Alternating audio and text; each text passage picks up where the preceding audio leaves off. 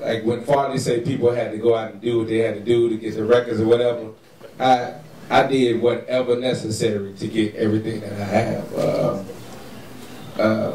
We ain't gonna speak on that, but my question to them is like, when I'm in the studio, and I learned this from being around Terry, when the younger guys are around me, I school them into the things that I went through to get to where I'm at. You understand what I'm saying? So when the thing I feel about the music, where the gap is at, is the older cats, you guys and other guys from your era, are not giving the younger guys the tools. Like, for instance, Father say, yeah, I fucked a lot of people out of their money. Like, but he hasn't schooled the 16 and 17-year-old DJs on how. If you have, then it's not directed to you. But I'm saying this in general because I know a lot of those guys who are lost like a motherfucker right now. Like, that's not true. There's a reason for that. Because they're not into the music. They don't pay attention to the music. They don't pay attention to the programming. What you're playing and what you're playing after it and what you're playing after it. No, they just care about the auto sync button, getting that little mix in real quick. No, that ain't what I'm saying. That's not what I'm saying. I'm talking about the young guys who are doing the production, right? Who want to know the business side of it and not being taught the business. I'm saying now a lot of times with me, a lot of times is they already think they know every goddamn thing.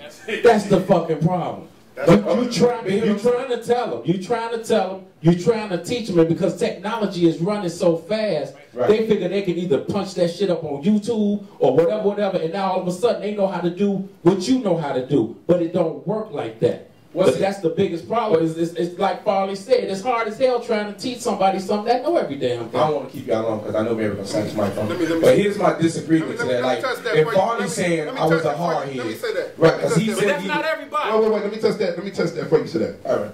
Now, for instance, our business in the past has been we dealt with people like Larry Sherman and different stuff like that. I've had my own record label, House Records. So, but let me tell you something that happened in April. I called Terry Hunter up. I got this young guy. He sound like John Legend. Okay? I made this song called I'm a House Head. Biggest record in the city for house music. Okay? Right now. I called Terry up. I did a week mix on the song.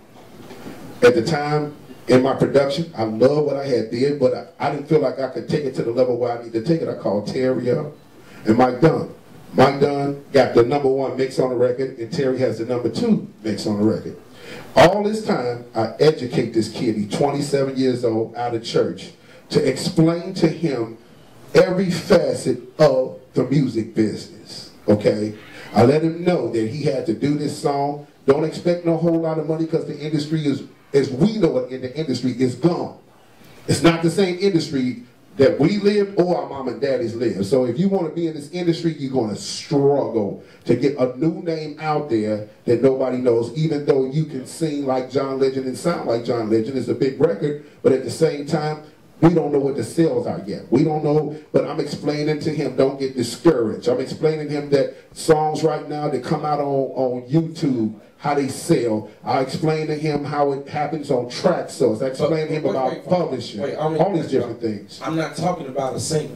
I'm talking about Terry. No, I done brought him over to the studio. You talking about the DJs? Some of these DJs walking around with the pistols on. Actually, a DJ just got killed Saturday. Right. For being on the shit we was on. But I'm doing the same thing with them. I'm not talking about the singers. I'm talking the DJs. I'm saying I'm doing the same thing with them too. You guys and watching y'all struggle and saying, but some of the struggle is sugarcoated. Like, motherfuckers is not telling them the truth. That's what I'm saying. I'm saying a lot of them are lost because nobody's giving them the inside. Like, they don't know Terry's background if you ain't come up with Terry or came around that era. I was fortunate enough to come up in that era and then still be able to hang around the young cats. But what about those cats that ain't that fortunate? I'm saying, who's enlightening them on what's going on? No, you're right. That's a good question because we did this thing, me and Reggie and a few other people, we did and I'm going to touch on it and jump off of it, but we did a thing that we do every the 9th of July called Chicago House DJ Day.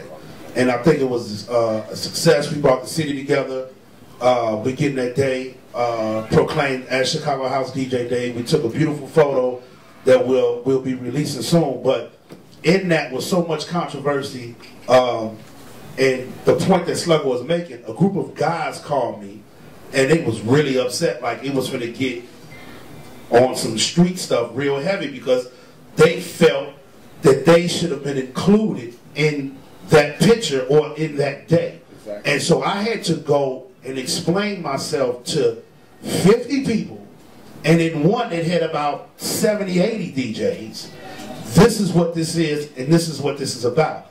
And the point that he's making and what he's saying, and I understand it, is that a lot of these cats out here are ignorant to the fact of the game. They just think, yo, because they got an MP3, they can go play some records, that this is what it is. You know, I'm a DJ, I need to be a part of it, and it's not. So the point of it is really that a lot of these DJs that's out here need to be molded in a way, because really and truthfully, I can look up to a Farley, and I can see what he's doing. I'm going to just speak for my career. I saw when I was DJing, and this is the realest shit I can say, I was DJing, and I went to High Park High School, and I said, okay, Ron Hardy is my idol. But I'm looking at what Frankie Knuckles is doing. I'm looking at what Farley's doing. I see what Ferris is doing. I see what Andre's doing. I want to go across the motherfucking walls. I don't want to go.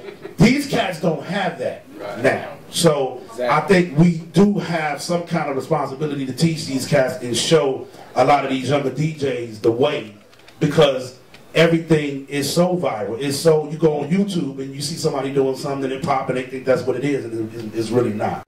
So I understand what you're saying, Slug. You know, we family, we come from the same struggle, and I really do feel that there is a responsibility of us in teaching these guys, because I'm gonna tell you, if it wasn't for him and if it wasn't for a lot of people, it would have been problems on trying to bring that DJ Day situation that we put together last year.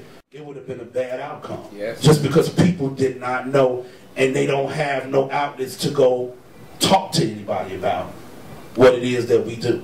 So come to you to learn. That's the part of, in any business, that's the part of paying your dues, learning the business from the ground up, so that you are now actually entitled. At 15, you ain't entitled to shit but pissing straight in the toilet. Let's be clear. And if these are your guys or your guys or your guys, it's your responsibility as the head of this crew to educate the 15-year-old. It's not for DJs, not for DJs. It wasn't my guys, period. It just happened to be a bunch of young cats, and I'm in tune with a lot of these young street Right, but whoever they are, had they come up there without seeking your leadership, without coming to you, and you did the right thing, how many other people would have been like, I don't give a fuck, I don't care. You know what I'm saying? So you took responsibility, which was what he was saying. Okay.